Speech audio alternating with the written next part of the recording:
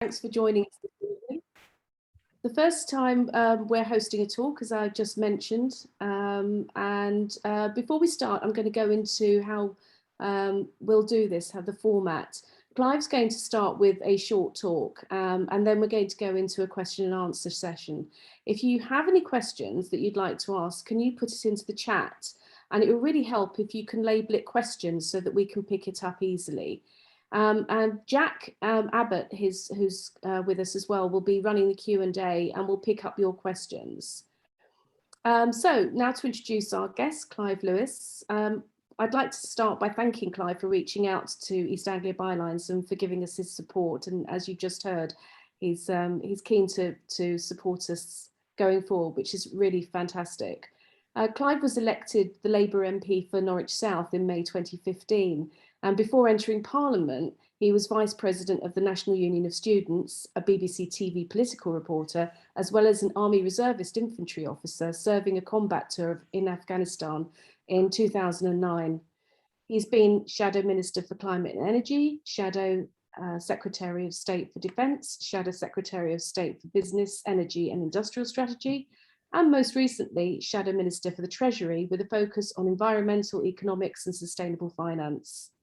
Clive is the co-chair of the all-party parliamentary group on the Green New Deal. He's the co-sponsor of the Green New Deal bill and a co-founder of the Global Alliance for a Green New Deal. So his green creds are nice and strong. And thank you very much for joining us. And I'll pass the baton over to you. Yeah, thank you so much, Anne.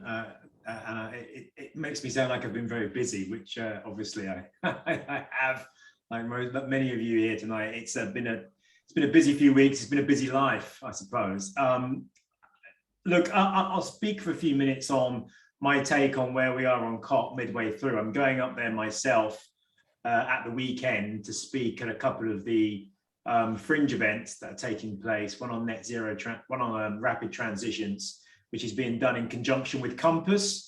And we'll be looking at the kind of the democratic changes that need to take place for a serious approach on the climate crisis. I think that'll be really interesting. And I think increasingly people are beginning to join up the dots on the fact that we have a series of interlinked problems and crises, whether that is the motivations behind Brexit, behind the climate crisis, behind today's scandal, this week's scandal in Parliament, Owen Paterson. All of these issues are interlinked, and perhaps we can begin to unpick that in tonight's discussion.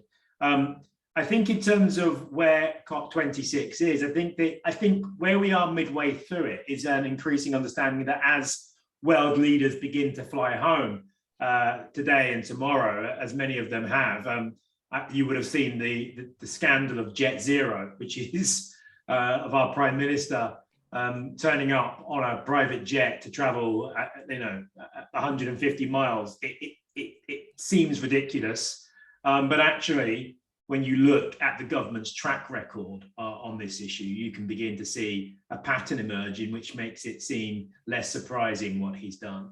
I think if I can just quickly run through some of the reasons why I think this government has been in a poor position to be able to secure a deal at COP26 this year.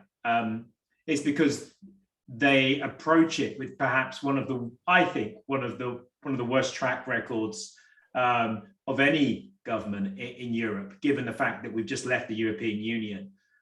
If you look at the actual detail beyond the greenwash of this government, and look at the detail of what they've done in the run-up, you begin to see a very different picture of this government and why many of those in the global south who've been watching and following the behavior of our government are completely cynical as to their approach to these talks. So we know that this is the government that has cut overseas development aid to many of the poorest, at a time when, during the middle of a pandemic, a global pandemic, when so many countries now are suffering from severe recessions, have gone through a very difficult time. And we were about to chair COP26. We've cut that. Now we've made it back up to 0.7% of GDP, but that's only by increasing. So the amount that we cut off foreign aid we've now put back on, but in terms of the support that we are giving to the global south. And look, today someone called Jason Hickel, who's a good friend of mine, came out with a piece of research on the amount of emissions that the global north is collectively responsible for.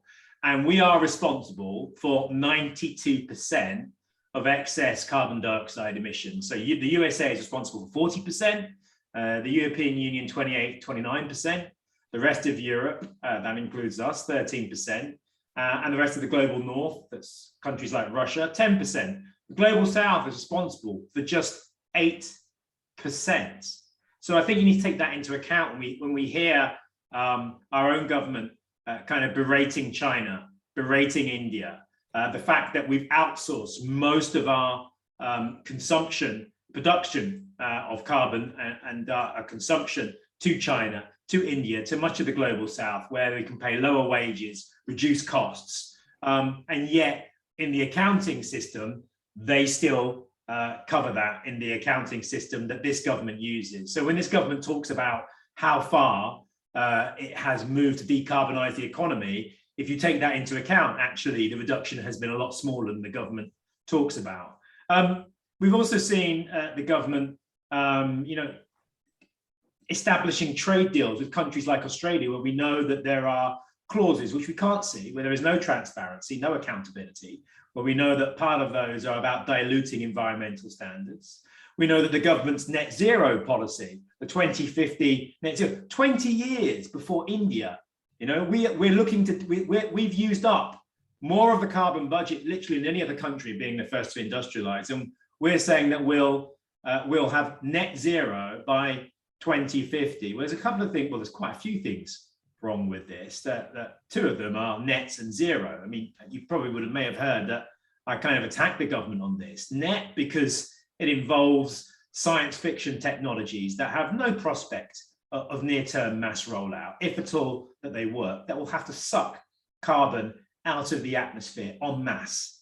There's just no way that technology is anywhere near being produced. And zero, which is that it won't even be zero by 2050. Actually, what will happen way beyond 2035 and way beyond 2050, sectors like aviation will still be pumping out millions of tons of carbon into the atmosphere. It's a sham, it's greenwash, but this government increasingly understands that the public is genuinely concerned about the climate crisis. And I think one of the things that COVID taught us all was that government can make rapid transitions, can find the money if it needs to do something in an emergency. And we have a climate emergency. Hence, there is no excuse any longer for us not to take the radical action that's required. We no longer need tinkering at the edges. We need system change, not climate change, as you will have heard, no doubt, the slogans being chanted. I think just keeping on the COVID situation, during COVID, we were one of the kind of countries that led the charge on not having an IP waiver. So what that is on intellectual property rights on the COVID vaccines, we worked with large corporations who received billions of pounds of public funding from the EU, from the UK, from Australia, Japan, the US, from the public purse. And we did not, those corporations did not want to lose money from waiving their intellectual property rights and allowing countries like South Africa and India to be able to produce the drug generically, those vaccines generically. And that means that there's been a shortage of potential supply. And we now see that, still in Africa, less than 5% of the population have been vaccinated. And that's in part because our government led the charge on that. And that sends such a terrible signal to the rest of the world in terms of how we solve global problems. This was an opportunity for us to show the world that in an international crisis like this, we would step up and make sure that everyone was looked after. We're now looking at kind of booster injections here in this country, whilst vast swathes of the global population haven't been vaccinated. And that's not just a moral failing, it's actually a pragmatic failing, because the way that the virus incubates, the way that it spreads, the way that it mutates, means that the more of the global population that are vaccinated, the less chance there is of it mutating and coming back as a new variant, which will lead to more death in this country and beyond. So it's extremely short-sighted, just like the climate crisis. You know, we look at the budget, and I'll conclude in this on the negatives of with what the government has done. We look at the budget again. You know, instead of investing in public transport, in buses, in trains, in decarbonisation, we've got a government that's spending, you know, hundreds of millions, if not billions, potentially, on subsidising air flights and air passenger duty, which was completely the wrong message. It sends mixed messages to the public, mixed messages to the markets that the government is overly relying on, to be able to pump billions of pounds into decarbonisation, into putting our economy on a more sustainable footing. So we are in a situation where we have a government that's still talking about new exploration to pump more oil out of the ground in Cambo, still using taxpayers' money to fund fossil fuel exploration overseas, still isn't putting in place the legislation to make sure that financial organizations and institutions decarbonize and take out money from fossil fuel companies. In effect, we've got a government that's failing, but it's talking, I wouldn't even say a good talk, on the issue of climate. And that then leads to, how do we, as an opposition, begin to get them to move on this? And I think, in a way, that's the wrong question. I'm afraid to say my message on Saturday to the COP26 climate activists is that the political class, and that includes my own party, is failing people on climate. Now, I'm not saying this is an attack on Keir Starmer, it isn't an attack on Ed Miliband. I think Ed Miliband's doing actually a very good job, given the limitations financially that the Shadow Treasury team have placed on him. He's doing his very best, and I think our front bench has got some good policies, better than the government. That's not that difficult. That's a pretty low bar. But actually, we're not hearing, I don't feel we're hearing the passion, the enthusiasm, and the system change that's required in our politics to be able to deliver a just climate transition. And for me, the key part of this is the democratic engagement. We have a democracy that is broken in this country. We have a crisis of democracy, which isn't just national in this country. In this country, it's international. And what do I mean by a crisis of democracy? Well, Owen Paterson is just the tip of the iceberg in terms of how increasingly this government is investing billions of pounds in corporations who do not have our best interests at heart, but actually now are sucking out ever more of public finances. If you look at for example, the health and security, health and social health bill, social care bill, you will begin to see how the government is planning to move again, yet more power from the public in having a say over healthcare funding is spent. Increasingly, corporations and vested interests will begin to have more say over where public taxpayer money goes into the system. And you can bet your bottom dollar it will be going to them and their ilk and other corporations. And the reason I pick up on that is because what we are seeing is the fact that, you know, in the Labour Party, we've been talking about PR, and that's clearly a critical thing. But, you know, if we're looking at the crisis of democracy, it goes so far beyond just our voting system. It goes into not having a written constitution, about a government that is attacking people's rights to vote, to protest, to judicial review, which is going through the House of Commons at the moment, to attacks on human rights. We have ministers, shadows and secretaries of state who have pledged themselves to abolishing the Human Rights Act. You know, and once we came out of the European Union, you know, the limited kind of written constitution that we had by being inside the European Union, that's gone. It's been ripped up and it's been replaced by nothing. In what we do have now is increasingly a powerful executive and a government that knows literally no shame, and large, powerful, vested corporate interests, which are increasingly staking a claim on our democracy and our right to have a genuine say over institutions that have so much impact on our lives. So I kind of feel that, and I'll finish on this, that if the Labour Party is struggling to outspend the Tories at the moment, what we can start talking about is, well, where is that money going, and how do we begin to have a conversation about the kind of radical democratic reform that we need to see in this country? That would mean that not only would the Tories not be able to win a stonking majority on a minority of the popular vote, but also how we can defend so much of what we in this country need to see when it comes to having a democracy that is functional, that works,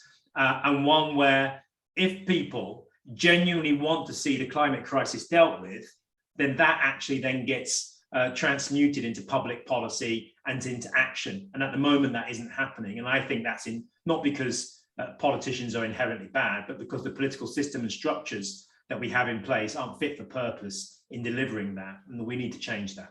So, I mean, I'll stop there, and perhaps we can then have a conversation about some of the other issues, which I think you may want to talk about, including some of the things I've raised there. So I'll leave that to you. It's probably 10 minutes rather than 5, but yeah. Thank you very much. That was actually very wide-ranging, but it's interesting to see how everything kind of links together. So we'll go over to the questions now, and I'll pass over to Jack. Thank you very much, Anna. Hello, everyone. For those who didn't catch at the beginning, my name is Jack Abbott, part-time contributor and supporter, obviously, of East Anglia Bylines. But in my day job, I work for a renewable energy association, and I've been at COP all this week and will be again all next week as well. So I'm talking to you from Glasgow at the moment. And I thought, actually, while Clive was finishing off then, it was quite personal because we've been very kindly given some offices by a fantastic smart charging business who are exporting, particularly in Scandinavia, but along the walls around me, there are a number of virtues and principles by which their company works for. And you probably can't see, but just over the corner of my shoulder, one of them is honesty. So I thought that was quite a personal one, given the last couple of days anyway. But so what we're going to plan to do here, some people have already sent in questions ahead of this talk today, but if anyone wants to ask any more questions, as Anna said at the beginning of the conversation here, if you just drop them in the chat box here, I'll be able to pick them up and ask Clive them shortly. So Clive, as Anna said, you had a really wide-ranging piece there, but one of the key things I think you had touched on there, both in terms of COP26 and the climate crisis, but also COVID, was the disparity for the more developed countries in the global south in terms of that sort of support. And actually one of the questions that have come in ahead of time was from Cameron Holloway. And Cameron's asking, the UK owes a huge debt to many countries in the global south for loss and damage as a result of colonial extraction and historic emissions.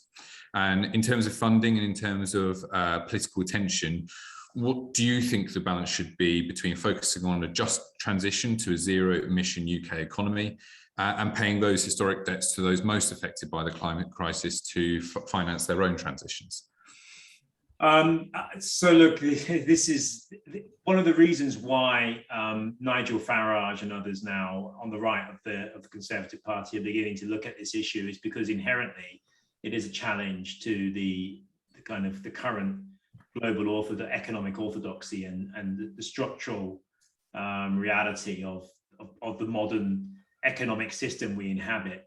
And I don't think the two can be separated out. And unfortunately, this is why I think it's very difficult for the Labour Party. It's very difficult for, and it's almost impossible for the government to be able to do what's necessary and say what's necessary in order to be able to challenge and deal with this. You know, the reality is that we industrialized after, you all know the narrative, 400 years of slavery, which gave us the raw resource, the capital that we needed to kind of ensure that the Industrial Revolution could take place. And then we used that Industrial Revolution to go back into those countries and colonize them and have the empire that we did. And all that time we were pumping out carbon, wiping out vast swathes of the ecosystem, from whales to seals to dodos. It was a pretty brutal period in putting ourselves up by our bootstraps and becoming one of the leading industrialized countries. And then after the Second World War and defeating fascism, we ensured that we put in place a global economic order, which kept us in the driving seat despite two devastating world wars and the end of empire. We kind of still kept ourselves in place through the economic order. And using the military and using our military, prowess to do so, whether that's through our intelligence services or through direct action. If we don't like whether that's Iran and the first democratically elected government there, which fell out with what was then BP, through to various African states who have, even the Suez crisis. There's a long history of us interfering in foreign countries when they interfere with what we perceive to be our economic rights in those countries. So that's a situation we find ourselves in. And yet we know if we are to ask those countries to be able to make the transition and to jump over the dirty stage of industrialization, we need to ensure that there's a debt jubilee. We need to wipe out the debt they owe. We can't fight the climate crisis. We can't enable them to be able to make the transition they have to make for all of our survival if they are saddled with debt. And we also have to make sure that we are ensuring that the clean technologies that we pioneer in this country, from carbon capture and storage through to renewables, solar power, wind, the hydrogen, everything is literally given for nothing to the global south. Now that's problematic when you've got a government that will defend corporations that won't even let go of intellectual property rights on a pandemic that's killing millions of people at that time. I mean, that's the scale of the challenge we have, which is why COVID was such an opportunity for our country and the global north to show the global south that we're serious about what we say on the climate crisis. The global south has been pledged £100 billion for the past 20 years, and it hasn't had had a fraction of it. So I think, the global south, countries in the global south now are increasingly not just frustrated, they're furious. If you look at some of the Pacific Islanders, those who are set to now lose their homes, their countries, because of the decisions that countries like ours have made, you can begin to understand the anger. And one of the things about where we are now is that our global economic system is in so many ways it's something which promotes inequality. It's an engine for inequality, financial inequality and power inequalities. But we're now moving into a new phase, and it's an inequality of the right to survive. And I think that's going to be a game changer when people begin to realize, both internationally and nationally, that the richer and wealthy you are, the better chance of survival you will have in the coming decades. And that will increasingly impact on people in this country in terms of the healthcare systems and public services, how they operate, who they operate for, whether they're functional, whether they're resourced properly. So, ultimately, we're now moving into a new phase of inequality.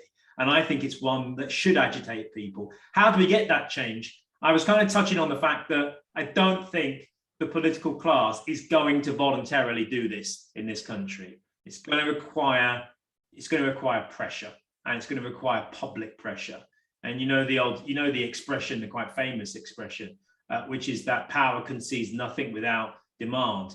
People seem to start making demands, and that's going to mean that it has to be more than the usual suspects. It has to be lots of people. It has to be civil disobedience, and I think people really pushing the government. I think the government know this is coming. I think that's why the recent legislation in terms of the right to protest, why the government is vilifying, why the right-wing media are vilifying the various climate activists at the moment who are taking this to the streets, is because they know that this is where they will face the real pressure, the most pressure on them to make those fundamental changes, and ultimately to be able to pursue policies which are going to ensure that the global south has a fair chance to industrialize in a sustainable way. I can't see that happening under the current economic order and the orthodoxies that currently exist. So it has to change. Otherwise, they will kill all of us. We will have played our part in that. Thanks, Clive. And I mean, Aidan Baker's also sent in a question, and if forgive me, I might just paraphrase a little, because Clive's already spoken about a number of these things. But he's asking about the organisation Global Justice Now have stated 5 things that need to change to be put right for the easing of climate chaos. And again, just to really quickly paraphrase them, but they include changing international trade rules, changing how international aid supports fossil fuel infrastructure, changing the global debt system, as you've talked about already, Clive, demanding a significant new climate finance deal at COP26 and elsewhere, and holding transnational corporations to account. Now, obviously, you know, to be blunt about it, it's a pretty tall order for all the reasons you've outlined, Clive. But do you think there's cause for optimism? Do you think there is a route to achieving this sort of change? There is. But not, there genuinely is, but it's not going to happen. I genuinely can't see it happening under this government.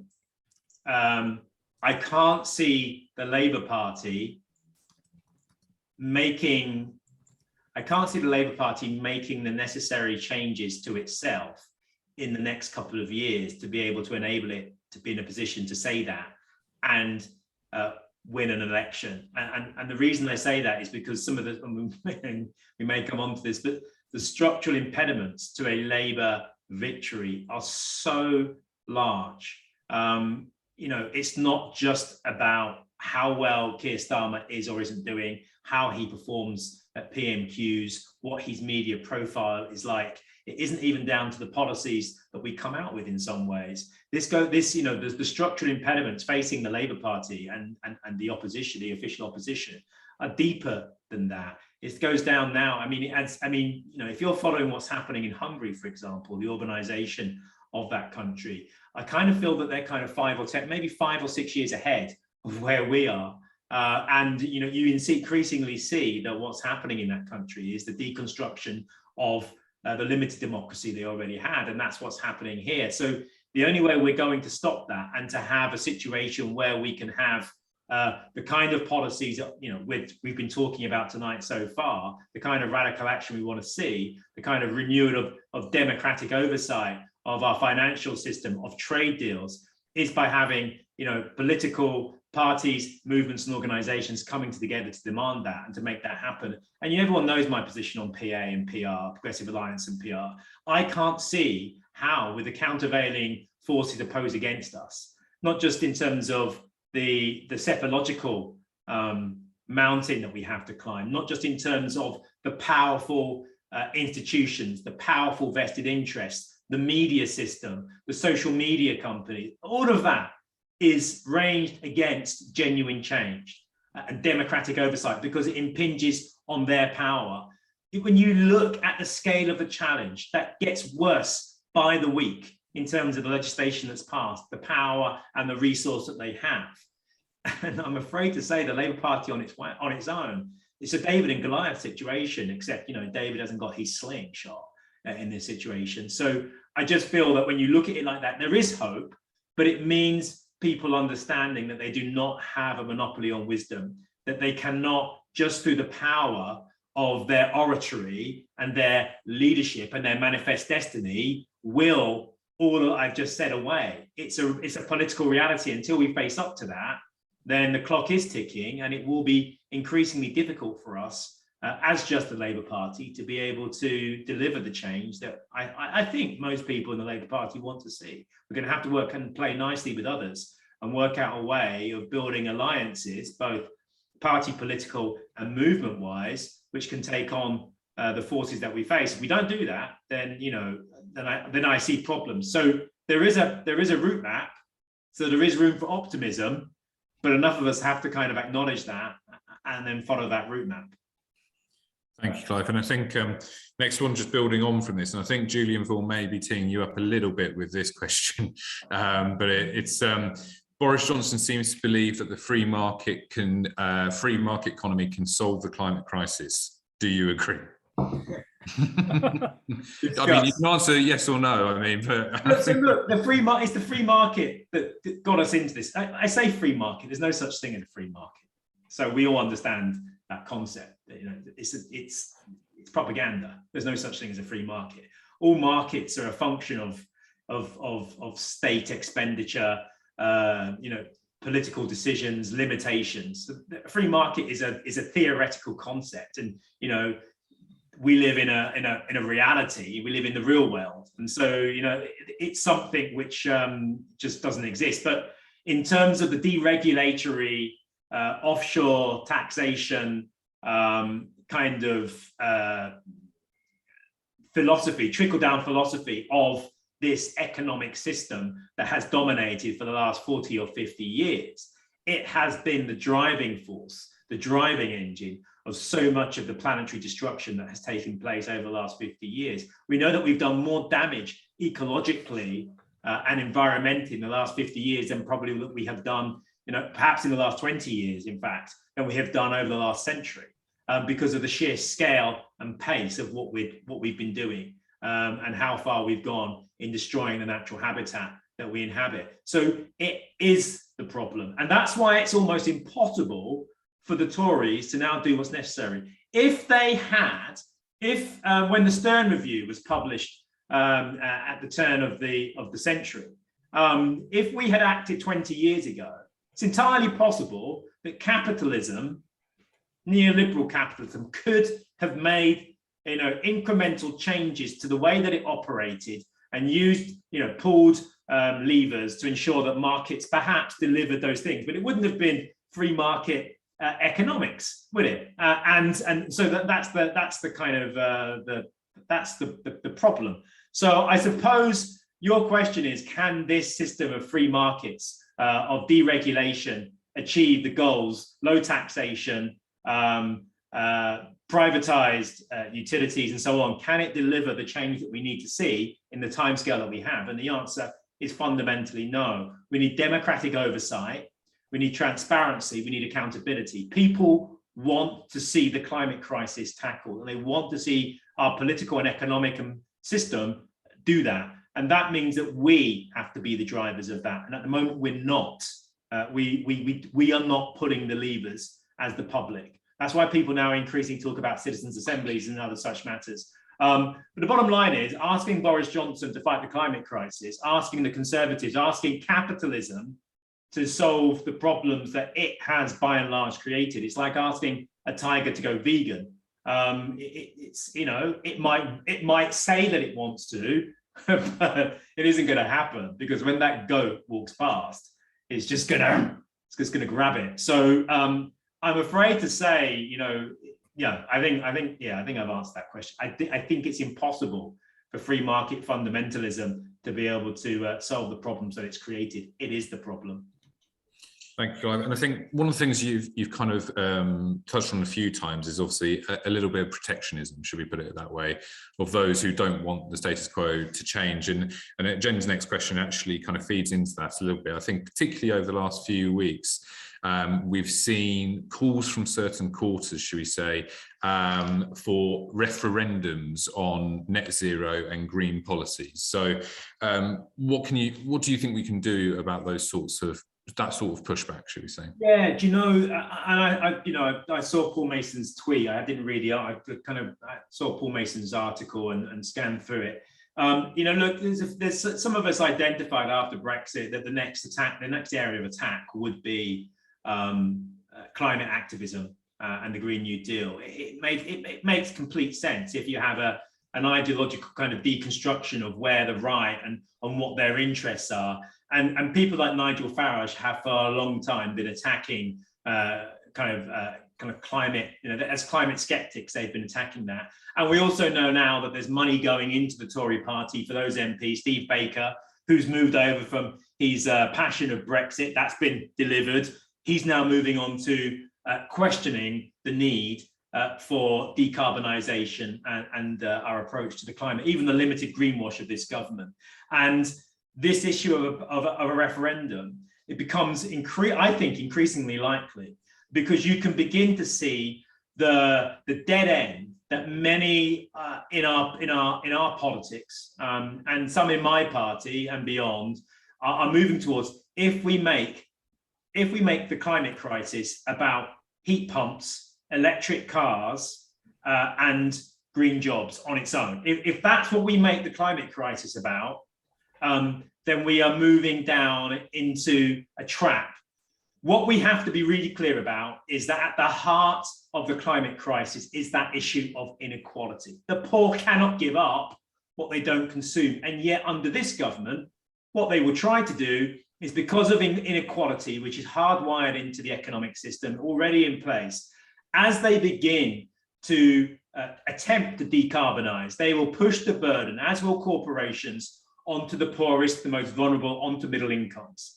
And those people will be expected to take up the slack, to pay for this. For example, if you have no fossil fuel powered vehicles by 2030, but you don't have in place affordable mass transit public transport systems, or cooperative car clubs which people can have easy and affordable access to, or you don't have scrappage schemes whereby people communities can pull their resources together to be able to purchase electric vehicles.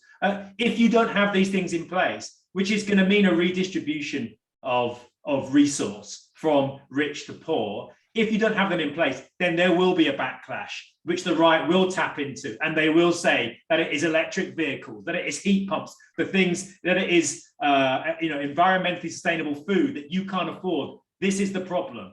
And so, yes, I can see how in the future, in a referendum, we would lose that referendum as working people, the poorest and most vulnerable, like the people who benefited most from freedom of movement and from the fact that we're inside the European Union. Those very same people will yet again vote for something which will adversely affect them.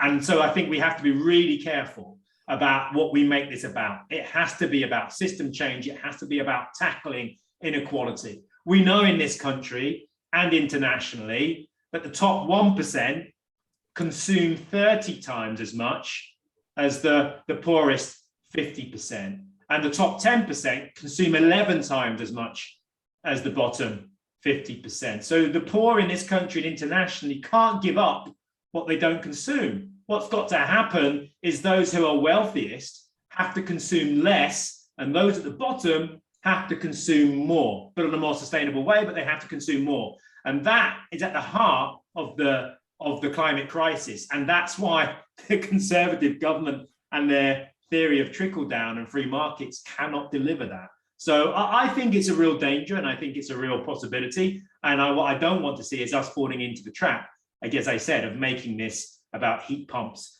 and electric vehicles and solar panels on schools.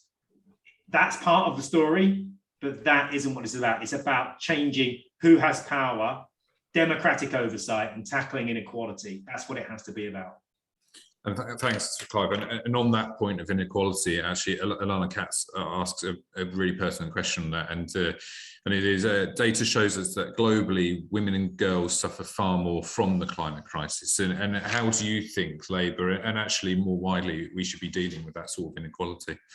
So basically, the climate crisis is going to be a driver for the inequalities that already exist. So, women will suffer more than men. Black women, ethnic minority women, will suffer more than anyone else. Those inequalities in our society would just be exponentially increased. So there's a reason. There's a reason why. One of the things about the super wealthy, and I think it's one of the things which is quite demoralizing for all of us, is that our sense of agency has been completely taken away from us. So there's a really interesting article in Forbes magazine about a scientist who was invited to a conference of millionaires and billionaires, and he was there ostensibly to talk about something of scientific interest as relating to the climate crisis. And all anyone wanted to talk about was what was described as the event. And the event was whatever it was, whether it was a virus or a collapse in the ability to, supply food, or a climate crisis, the breakdown of society, and what they would do, what they're planning to do in terms of their bunkers, in terms of their orbiting space stations, or whatever it is where they're going to move to when this happens. And one of the things that despite the fact that they were millionaires and billionaires, they too felt a complete inability to affect change and change the course of direction of our economy and political system. And it makes you realize that it's not just us, mere minions who don't have millions of billions, but actually the wealthiest people themselves who have benefited from the system, they can also see that this system has completely kind of taken apart any ability of and increasingly taken apart the ability of us to change what happens. It's almost like an automatic system which we can't affect. And I think one of the issues about this, one of the things which is the kind of makes a level playing field, is that it's that human sentiment of wanting to see change, but feeling helpless to enact it. I think we can, as progressives, tap into that and build broad alliances, even with billionaires and millionaires, because I think many of them intrinsically understand that either we do this together or we don't do it at all. And the issue of inequality, I think, goes to the heart, as I've been saying, of this climate crisis. And I think what we've got to do is build those alliances together with those people who are willing to make those changes in how the world is run. And I'm just going to say one more thing here. I think we often talk about internationalism, and there's a problem with internationalism, because what we have at the moment is we have a series of economic blocs and nation states who are all pursuing their individual agendas. And we are trying to pull together in some ways when it comes to the climate crisis or dealing with COVID, but it always falls into second place. What always takes primacy is our nation state's desire to get its share and to maximize its benefits. And until we begin to operate in a collective way, then I don't see any way forward. One of the models I think that actually worked in terms of how you can have nation states working together in the greater interest is how the European Union works. Now, clearly, I'm not talking about rejoining the European Union. That's not an issue we're here to talk about tonight, although it's one we might all feel is close to our hearts. But actually, it's about thinking what kind of international global governance are we going to need in the coming decades to make sure that we can all survive through the 21st century. And at present, these international conferences of individual nation states spending 3, 4, 5, 6, 10 times more on military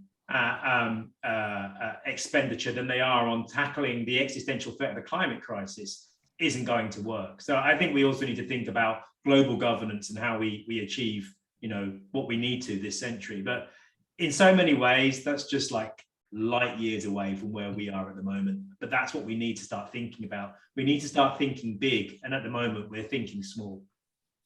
I mean, just kind of almost to flip it on its head, Clive, I mean, we're talking about global context there, but a couple of people have asked questions about what they might be able to do locally to impact local policymakers on certain issues in their area. And just to kind of combine two from both Helen Hepburn and Jen as well. So Helen's question is, how can pensioners, for example, influence local councils to divest in oil and coal? I think, Helen, you probably mean in terms of like pension funds and things like that, which I know a lot of big county councils especially can have quite a lot of investments in them. And Jen also asked, how can we influence things such as relatively local issues like reducing car usage on residential roads? And I'd probably add into the mix, things like public transport spending. I know from Suffolk, Norfolk, and I'm sure right across the eastern region, the amount of money given to local transport has reduced year on year over the past 10 years of austerity. So clearly green policies locally, nationally, globally aren't quite meeting up. So what would be your views, Clive, on how we might be able to impact things locally? I think one of the things, for example, in the example you gave there were pensioners. One of the things where they are rich is in time. And many of us who are involved politically will know that if it wasn't for pensioners, I know here my local Labour Party, in terms of people who volunteer their time to be party secretary, to deliver leaflets, to come out door knocking, whatever that is, it's invaluable. So I think as pensioners, the biggest contribution you can make is your activism. It's as simple as that. You have time, which, so many of us are time poor. You have time. And that, I hope that's not a flippant answer, but it's that time that you have. How you utilize that, who you write to, what protests you go on, who you engage with, if you're a shareholder, the meetings that you go to and make your voice, whatever your activism is, that in itself is what you need to be doing, because you're time rich. relatively speaking, and that is the asset that you have, where you can help organize, you can help, campaign, you can help spearhead. This is where that's where I think people who've retired can make a major difference. I'm not going to kind of sit here and say, go and do that. I think you need to find out where you fit in, what your interests are, and where you want to spend your time making a difference, and do that. In terms of individual change, hey, give up straws, walk a bit more instead of driving. Give up your car. These things are important, and I think it's good because people see that others are thinking like this. But ultimately, I'm afraid to say, our individual actions are important in that they get us into a mindset which is ready, if you want, for the radical systemic change that needs to take place. And it also encourages our peers to get into that position as well. But ultimately, the scale of the change that we need isn't going to happen by individuals giving up straws or walking more, as important as that is for us individually and collectively. It's going to come through systemic change, which is done by state level and international action. That has to, I don't want to take away from it. I don't have a car. I cycle. I walk where possible. I've cut down on my meat consumption. Those are my personal choices. They also have to be good for our health. But actually, I'm doing that not because I think it will make a fundamental difference to the outcome at the end, but because it's for me. But actually, I think you guys out there, that isn't going to change the world at the scale that we need, as important as it is. So I hope that answers the question, but I think your time is the most important thing. Absolutely. And I mean, Julian Vaughan also had a second question, which kind of segues into this a little bit in terms of individual responsibility, or however else you want to put it. And he actually specifically asked about personal carbon allowances. And so anyone on the call who doesn't know what personal carbon allowances is, it's essentially the idea that individuals are giving a set amount of carbon emissions or carbon credits that they can use, with the theory being that we can essentially live within the Earth's means. So, Clive, do you think something like that, basically putting a cap on individual emissions, as it were, is something to do, or is, as you said before, the scale of the challenge just far bigger than any individual on their own? Well, it depends on what variable you're using. I mean, I could see if we had a genuinely democratic system with institutions, transparency, accountability, a written constitution, collective rights. If we had that, then I could see that working. But, a lot of these systems where people talk about personal carbon budgets, there's also, in addition to that, a trading mechanism embedded in that, where the wealthy get to buy their carbon. So you can give up your flights, and someone will pay you to have your flight. So actually, it's not actually. I don't think it works. So yes, I could see a role for people having personal carbon and resource allowances. Then we're moving into the realm of universal basic services, universal basic incomes. I can see that, but it's so far removed from where we are. I think it could work. But what I think when some people talk about this, they're talking about carbon trading. And so, people have a carbon allowance. What would happen is the poor would basically end up consuming less because they give away for some kind of small financial reward for whatever it was they were paid from those who could afford to pay it and then consume it. So there are limitations to that approach. But I think, yes, if you could enforce it, if you could have a level playing field, then clearly, globally, everyone living within their means would make sense. But I think that's quite a long way away from where we are. And all that would happen is the current inequalities of wealth and power, both domestically and internationally, would basically distort that market and distort that process as people use their already considerable wealth and power to purchase more and to take more of a share of that. But, I don't want to be cynical for its own sake, but there are limitations to that approach. But nonetheless, there are also benefits that you could see under different circumstances. Sure. Now we've just got a couple of minutes left, so I'm just going to race through the last two questions. So the next one is kind of a merging of both Cameron Holloway and Stephen McNair's question. I'm kind of going to ask two questions in one here, Clive, sorry if you don't mind. The first one is kind of, do you think Labour made progress on the green agenda at the annual conference? And how would you, Cameron's question is, how would you spend the committed, I think it was 28 billion a year, on net zero over the next 10 years. Was the Labour Party kind of headline commitment on that? And then kind of secondly is, I guess, a bit more of an electoral question, I think, from Stephen, which is, do you think a strong green policy will help Labour in the red wall seats? And I'd probably just add on to that, and a general election at large. Sorry, Clive, just to really put that on you there. Just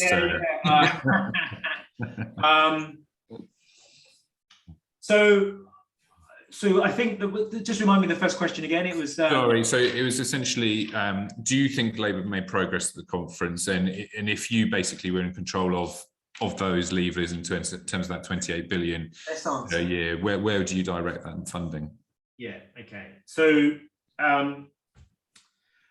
I think one of the problems we have at the moment as a party is that whilst our internal party, and this isn't just a kind of an attack on the current leadership, but you can make the same observation under Jeremy Corbyn. Whilst there are degrees of difference in the kind of approach and democracy that was part and parcel of the party itself under the two different regimes, unfortunately, at heart is a kind of very bureaucratic top-down mindset, and also an institution which has disproportionate amounts of power in terms of the party and trade union bureaucracy, in terms of the PLP, and in terms of the leader's office. And too often, policy that any of those power bases don't like becomes an irrelevancy, frankly. One of the things about the PR vote at conference, I'm going to say this to you for the first time, I actually think in terms of final outcomes, not winning that vote was a better outcome. Why? I think if Keir and Lotto, who clearly don't want PR because it basically messes up with their message that only Labour can win, and we're here to win on the first past the post and deliver, Labour policies on the first past the post, which is pretty much the position of the leadership.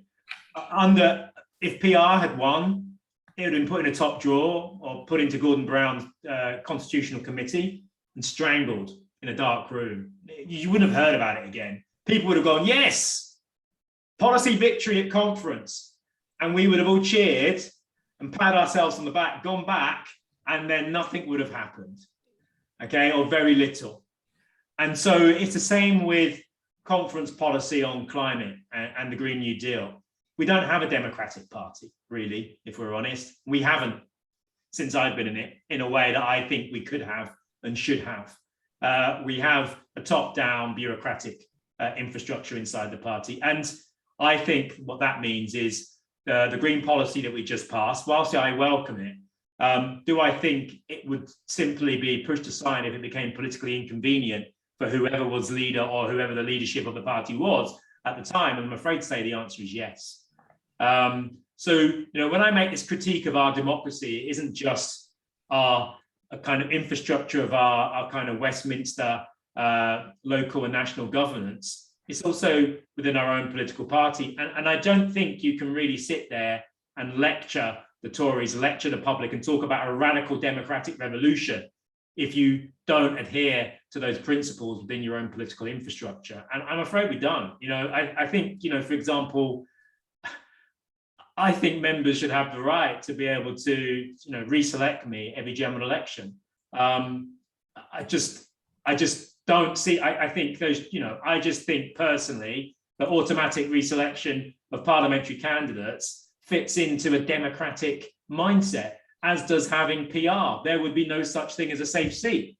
Do I think one of the reasons why politicians are against PR is because it means that they will no longer have safe seats? Yes, I do. So I guess in a long-winded way, what I'm saying is, whatever the conference policy was, ultimately, it's slightly irrelevant because actually the way that our party works, once if Keir Starmer, was elected leader and prime minister of this country, that would be his mandate. And his mandate, as we have seen in the past, would be, in effect, pretty much whatever he wanted to do as prime minister and what the limitations are, whatever the limitations he decided were on the policies that he would pursue. That sounds very cynical, But I'm afraid to say that I've seen a lot of policy pass at conference, and I think you have as well, which you know will not see the light of day if it gets past the various institutions and establishments which determine what goes into the manifesto. And then once you have the manifesto, if it's even a reflection of what was passed at conference, we all know that parties break their manifesto commitments, often break their manifesto commitments once in power. So, this is an issue of democracy, more broadly. In terms of the 28 billion, first of all, it's simply not enough. I think if we look at what Joe Biden in the US has pledged, I think it's something like 1 to 2% of GDP that he's pledged. We come nowhere near that on our 28 billion pounds. But let's just say that 28 billion pounds is all we have. Where would I spend that? I would spend that in a number of areas. I would say the priority for me would be decarbonising our housing stock.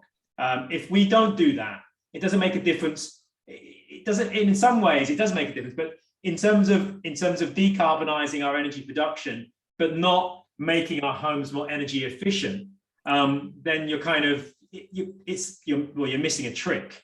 So actually, I think if you want to be able to spark a whole series of green jobs, then train people up to go over initially council houses, housing association homes, and investing some of that money or a big chunk of that money into making them more efficient, making them putting solar panels on them, heat pumps on them.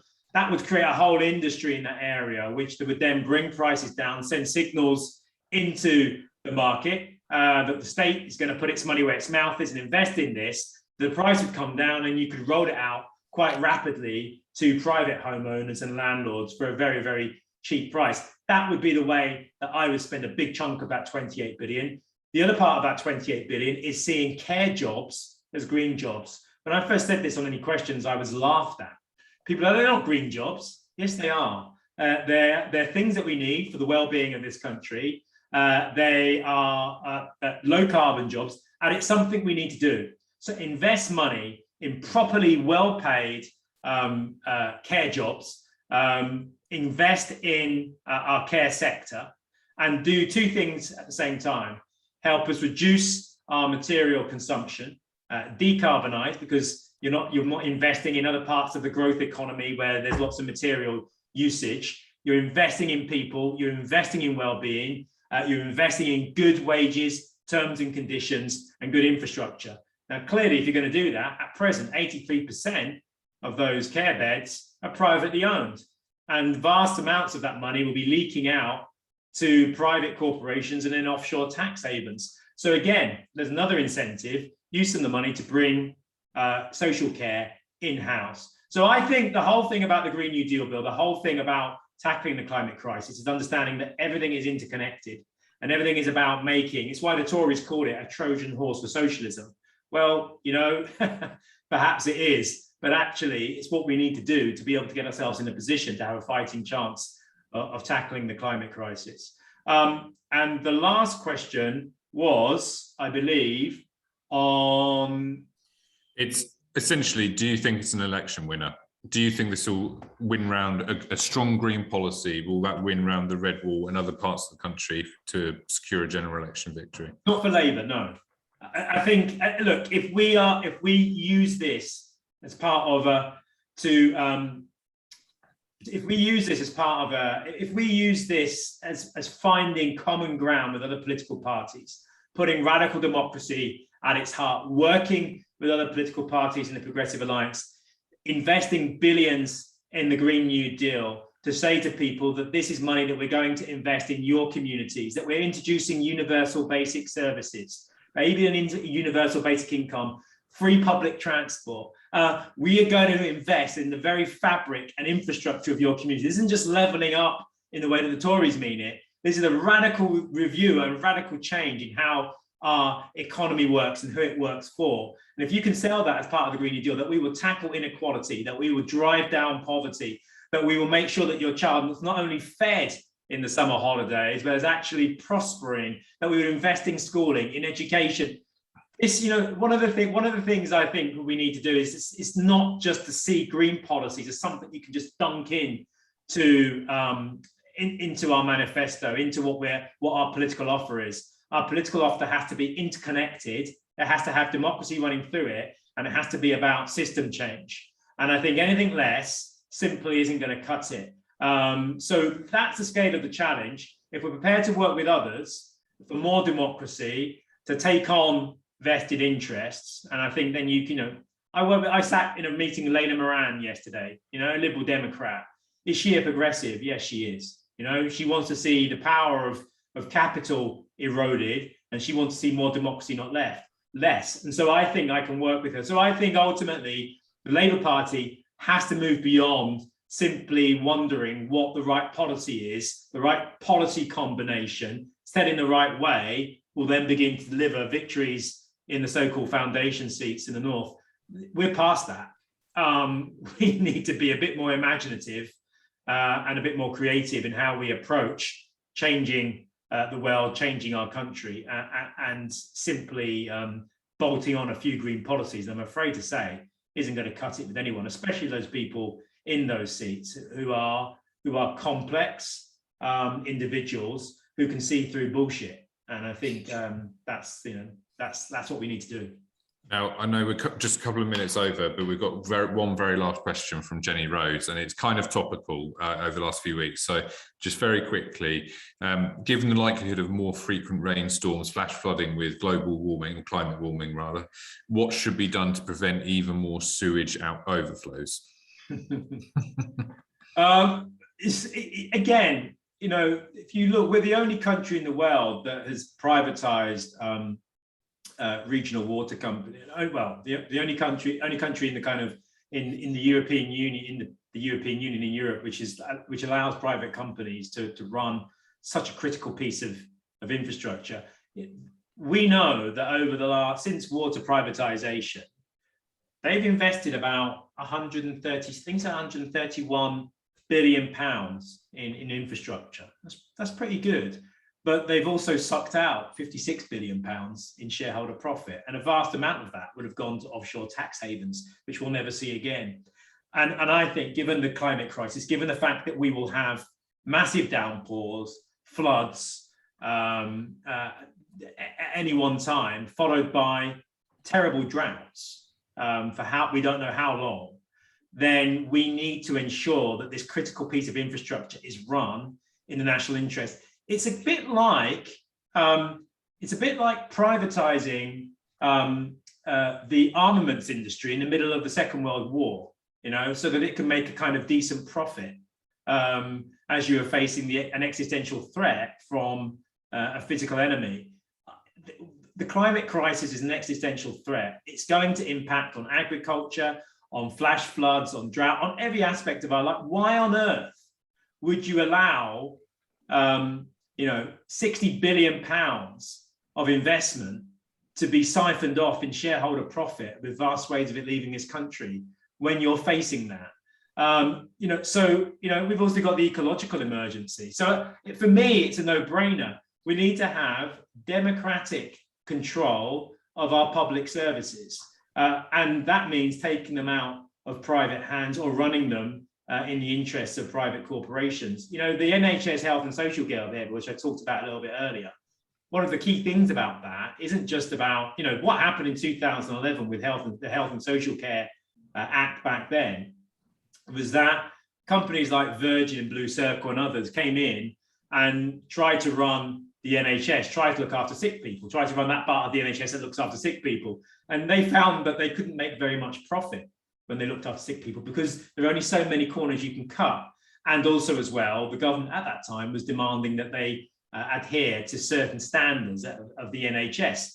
And they jacked it in, they threw in their contracts. Now they're coming back for it, and they realize that the bits of the NHS that they can run and make a profit on are the bits where they can control and own the data, where they can control the administration and management of the NHS. And increasingly with this piece of legislation, they'd also be controlling the decision-making processes of where the money goes within the NHS.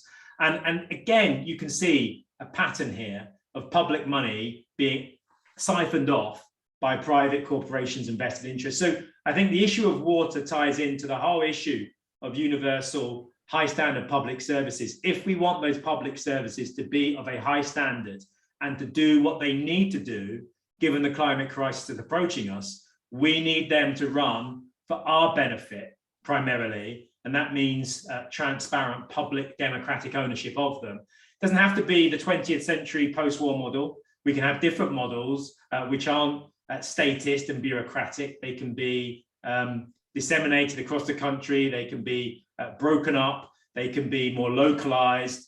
We can have different models. The last Labour 2017 manifesto had an adjunct which looked at the different models of ownership and cooperation that could run them. But that's what we need to do. So it's a long answer, but actually, you know, having public services run in the public interest, democratically owned and controlled, has to be something that the Labour Party embraces. And yet at the moment, as a party, we've moved away from that. And I think that's a fundamental error on our part. Well, look, everyone, thanks so much for all your questions, and special thanks to you, obviously, as well, Clive. It's been great to chat this evening. And Anna, I'll hand back over to you. Thank you. Okay, thanks very much, Jack. And I appreciate you running that, because you did the job very well. Clive, thank you very much for sharing your insights and in-depth knowledge of the issues and challenges facing us. And at times, I felt you spoke very frankly about the challenges also within the Labour Party. You've certainly given me, and hopefully everyone here, a lot to think about. And you've shown how complex and interlinked the social challenges are to achieving net zero. If it takes a Trojan horse to get there, I'd personally say bring it on. I appreciate you giving us your time and hope you might join us again in the future. Thank you very much. We've gone over time, but thank you for your patience and for answering all those questions. Really appreciate it. Really good questions. Thank you for having me. Sorry if I droned on, but thanks a lot. It's actually very good for me to drone on like this, because then I can start thinking. It brings out little bits of snippets that I didn't think of or realize before as I'm talking. So it's like a therapy session for politics. Well, you could come along and have some therapy anytime. But thank you very much. And thank you for everyone joining us. Thank you also, Alex, to setting all this up and organising it. And also with Sarah and Tara. Very, very much appreciated. Thank you. Thanks a lot, guys. Take care. Take care. Bye-bye.